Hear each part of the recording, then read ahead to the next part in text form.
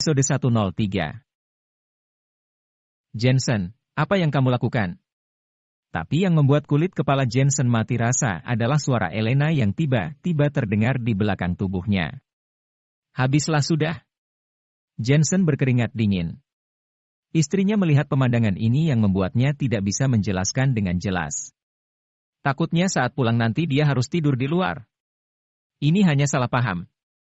Jensen dengan cepat bangkit, kemudian dia menarik Natasha lagi, sambil berkata dengan malu dan tersenyum. Salah paham? Tanganmu kamu letakkan di sebelah mana? Memangnya ada orang yang menyelamatkan lain seperti kamu? Elena menyipitkan matanya. Intuisi bawaan wanitanya ini membuatnya menebak bahwa Jensen dan Natasha mungkin memiliki rahasia, kan? Situasinya sangat mendesak sebelumnya. Aku benar-benar tidak bersungguh-sungguh. Istriku, jangan berpikir sembarangan. Masalahnya sudah seperti ini. Tapi kamu menyuruhku untuk tidak berpikir sembarangan? Elena berkata dengan marah. Tatapan matanya tertuju pada Natasha lagi. Dia melihat Natasha untuk kedua kalinya, tetapi dia tidak menyangka Natasha memiliki wajah yang begitu cantik. Tidak heran Jensen tidak bisa mengendalikan dirinya. Nona Elena, kamu jangan salah paham. Jensen tidak seperti yang kamu pikirkan. Sebelumnya, bom itu tiba-tiba meledak. Dia takut aku terluka, jadi dia menjatuhkanku. Natasha tidak ingin Jensen malu, jadi dia menjelaskan untuk Jensen. Aku bisa mengerti. Elena merasa bahwa Natasha mudah diajak bicara. Dia pun tersenyum dan berkata, aku juga tahu Nona Natasha orang yang seperti apa. Sebenarnya, aku khawatir suamiku yang akan membawa masalah bagimu. Aku harap kamu tidak memasukkan kecerobohan suamiku sebelumnya ke dalam hatimu. Natasha merasa bahwa Elena bukan wanita yang tidak masuk akal. Jensen, saat di rumah nanti, kamu harus menjelaskannya kepadaku. Elena merasa malu menyalahkan Natasha, jadi dia harus melampiaskan amarahnya pada Jensen. Dia berjalan menuju Jensen, kemudian mencubit pinggang Jensen yang membuat Jensen kesakitan sampai ingin menangis. Jensen merasa dirinya dirugikan. Dia yang menyelamatkan orang tapi dia sendiri yang menderita. Ini benar-benar tidak masuk akal. Dia tiba-tiba memikirkan sesuatu dan buru-buru berkata, Elena, meskipun pembunuhnya melarikan diri, aku punya cara untuk menemukannya. Kalian tunggu kabar dariku. Sebelumnya Jensen tidak hanya menyegel titik akupuntur si pembunuh dengan jarum perak, tetapi juga menyelipkan jimat pelacak di punggung tangan si pembunuh. Jimat ini dapat membuat jiwa orang itu bersinar dengan kiang, tetapi juga mengkonsumsi ki sangat kuat. Selama Jensen tidak jauh dari si pembunuh, dia secara kasar dapat mengetahui lokasi si pembunuh melalui kertas jimat itu. Setelah berkata demikian, Jensen bergegas keluar dari tempat parkir bawah tanah, kemudian mencari jalan alternatif di jalan raya. Pembunuhnya jelas terluka, hal itu yang membuat kecepatannya melambat, tetapi alat anti pelacakan sangat kuat. 2 jam kemudian, ternyata pembunuh itu membawa Jensen keluar kota dan datang ke sebuah bangunan yang terbengkalai di pinggiran kota.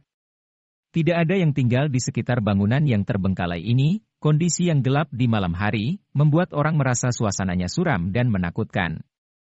Di bawah bangunan yang terbengkalai, Jensen bersembunyi di rerumputan. Dia bisa mendeteksi bahwa si pembunuh berada di lantai 1 bangunan. Kemudian, dia diam-diam menyelinap ke bangunan ini di kegelapan malam. Tidak lama kemudian, terdengar suara yang muncul. Panah, ternyata kamu gagal. Kamu harus tahu bahwa setelah kegagalanmu kali ini, nyawa adikmu akan hilang. Sebuah suara suram melayang keluar. Tuan Black, ini kejadian yang tidak diduga. Ada seorang pemuda di sekitar Natasha. Matanya sangat tajam, dia bisa melihat asalku begitu melihatku. Dia juga pernah berlatih seni bela diri, kemampuannya adalah kungfu dan tai chi. Kemampuannya hebat, itu sebabnya aku gagal. Suara dingin dan renyah itu keluar. Itu adalah suara pembunuh yang dipukul mundur oleh Jensen dan Jensen sangat yakin bahwa pembunuh itu adalah seorang wanita. Berlatih seni bela diri? Mungkin dia orang yang membunuh satu pembunuh bintang 1 sebelumnya. Suara suram itu terdengar lagi, lupakan saja, rencananya telah berubah. Tidak heran juga kalau kalian gagal, lagi pula kita masih memiliki kesempatan. Tuan Black, apakah kamu berjanji untuk melepaskan adikku? Panah, Kamu telah bersamaku selama bertahun-tahun, menyelesaikan begitu banyak tugas untukku, membunuh pejabat senior asing, menghancurkan pasukan khusus hutan hujan, dan lainnya. Kamu membuatku dari pembunuh kelas 1 menjadi bintang kedua. Kamu adalah asisten tangan kananku. Bagaimana aku bisa menyalahkanmu? Tapi, sepertinya kamu terluka. Pemuda itu yang menggunakan jarum perak kepadaku, itu yang menyebabkan tangan kiriku mati rasa. Jensen mendengarkan dengan seksama, ucapannya itu yang membuatnya terkejut. Titik akupuntur yang ditusuk oleh jarum peraknya tidak hanya dapat membuat tangan si pembunuh mati rasa, tetapi juga menimbulkan rasa sakit yang berkelanjutan.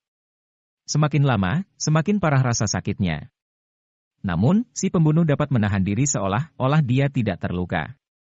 Daya tahan ini luar biasa, memang layak menjadi pembunuh profesional. Panah, tangan kirimu mati rasa.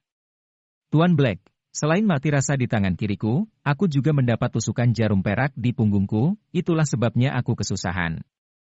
Jika kamu berkata demikian, kalau begitu mudah bagiku untuk membunuhmu sekarang. Tuan Black, kamu. Percakapan di lantai ini tiba-tiba berubah. Kedua pembunuh ini saling menyerang yang membuat Jensen sangat terkejut. Misi gagal 2 kali. Natasha tidak mati, dan polisi wanita itu tidak mati.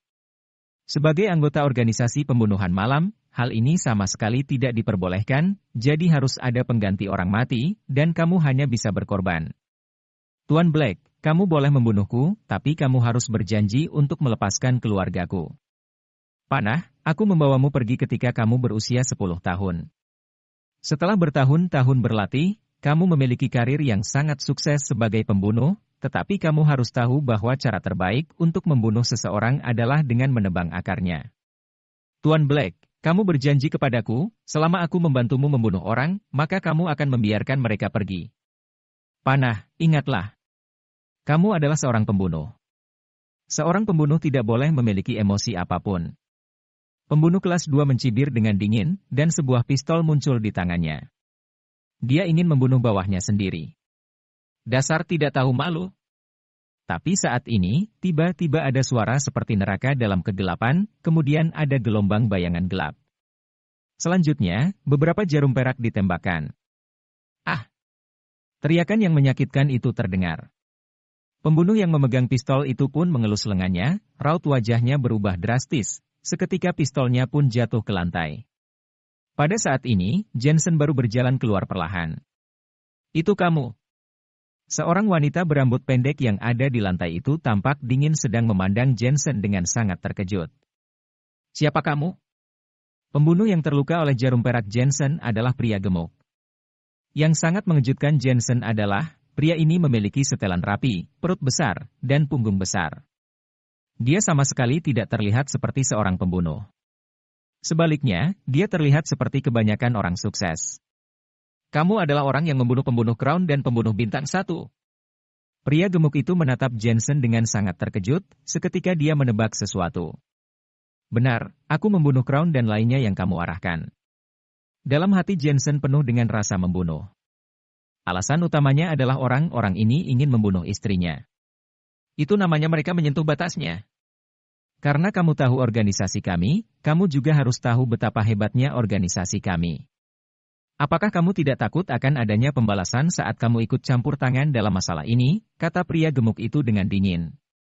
Aku tidak tertarik dengan organisasi milikmu, aku juga tidak ingin melawan kalian. Aku hanya ingin menjadi dokter, kemudian melindungi keluargaku dengan baik. Jensen berkata dengan acuh tak acuh. Jarum perak diam-diam muncul di tangannya, bersinar dengan cahaya yang dingin. Jensen adalah dokter di siang hari. Sedangkan di malam hari dia berubah menjadi Dewa Ashura sang pembunuh.